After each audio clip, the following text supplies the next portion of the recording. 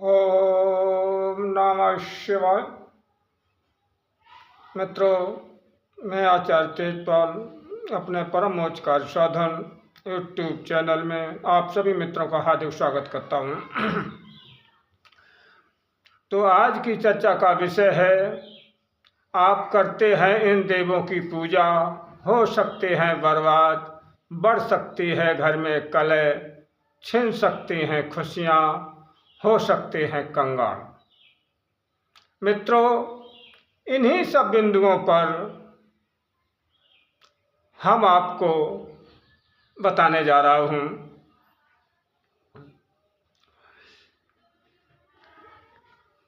आप कह सकते हैं कि गुरुजी आप झूठ बोल रहे हैं, कहीं देवताओं की पूजा करने से किसी प्रकार की कोई भी परेशानी हो सकती है? कभी नहीं होगी। तो मित्रों, कोई भी देवता कभी भी अपने भक्त का अहित नहीं करता है, क्योंकि आप उनकी पूजा भी करते हैं, उनके मंत्र का जाप भी करते हो और प्रार्थना भी करते हो, आरती भी करते हो, भोग भी देते हो।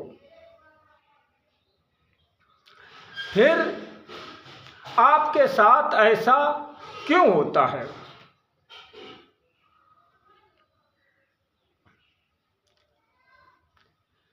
तो मित्रों, चर्चा आगे बढ़ाने से पहले निवेदन करना चाहूँगा कि जो लोग चैनल पर पहली बार आए हैं या वीडियो देख रहे हैं तो चैनल को सब्सक्राइब कर लें और वीडियो लाइक कर लीजिए।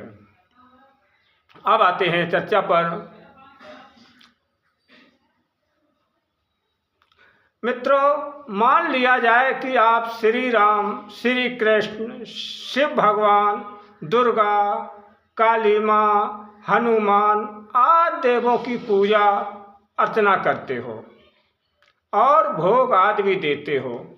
कुछ समय तक आप करते रहे, फिर लोभ लालच में आकर के इनकी पूजा करना आपने छोड़ दिया और दूसरे देवों की पूजा करने लगे हो,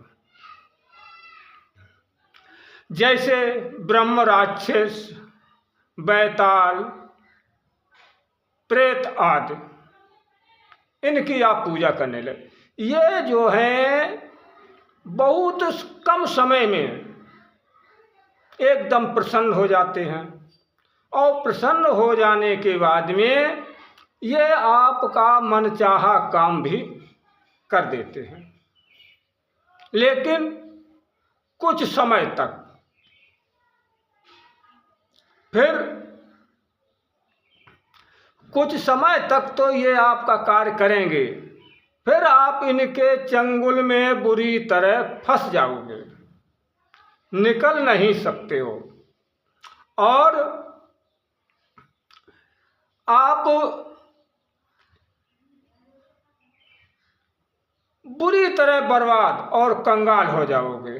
क्योंकि पहले आप जिन देवताओं की पूजा करते थे वो सात्विक देवता थे, सात्विक यानी सत प्रवृत्ति के देवता थे, और ये छोटी शक्तियां प्रेत आदि ये तामसिक प्रवृत्ति के देव हैं। इसलिए सात्विक प्रवृत्ति के देवता विदा हो गए और वो आपके घर में कभी नहीं आएंगे, और तामसिक प्रवृत्ति के देवों के चंगुल से आप निकल नहीं पाओगे। अर्थात धोबी का कुत्ता, घर का ना घाट का। जहाँ तामसिक शक्तियाँ घर में प्रवेश कर जाती हैं वहाँ देवता रुक नहीं सकते हैं। इसलिए हमारा कहना यही है कि अगर आप बर्बाद नहीं होना चाहते, घर में कलह नहीं चाहते, लड़ाई झगड़ा नहीं चाहते, सुखी संपन्न रहना चाहते हैं, तो कभी भी तामसिक प्रवृत्ति वाले देवों की पूजा मत करना। और हाँ, कभी अपने देवताओं की अदला बदली भी मत करना, जिस देवता की आप पूजा करते हो, करते आ रहे हो, तो उन्हीं देवता की आपको पूजा करना है।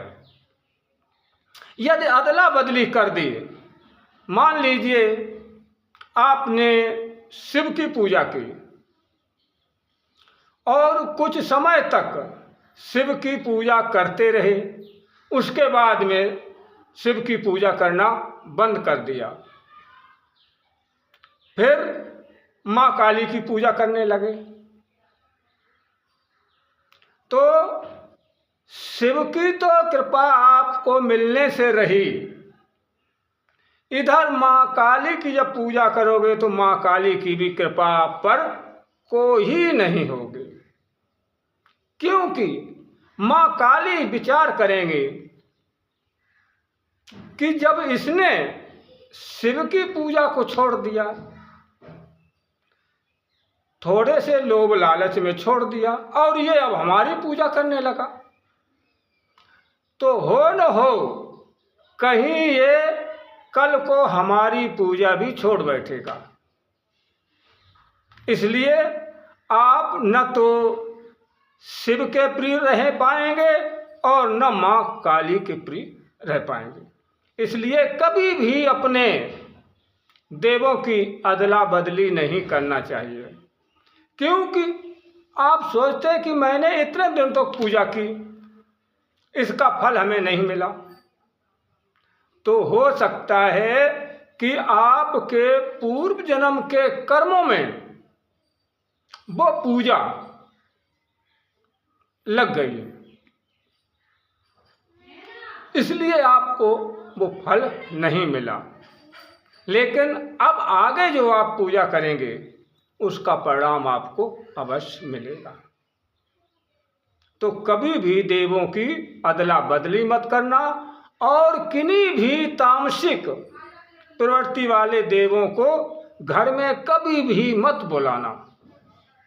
यदि आपने बुलाया, ये तो सत्प्रवृत्ति वाले देवता, सात्विक प्रवृत्ति वाले देवता, ये तो चले ही जाएंगे और उनके चंगुल में फंसकर आप तामसिक प्रवृत्ति वालों देवों के चंगुल में फंसकर आप बर्बाद हो जाओगे, कंगाल हो जाओगे, कोई भी नहीं बचा पाएगा, कोई भी तुम्हारा सात्विक देवता भी नहीं आएगा बचाने के लिए।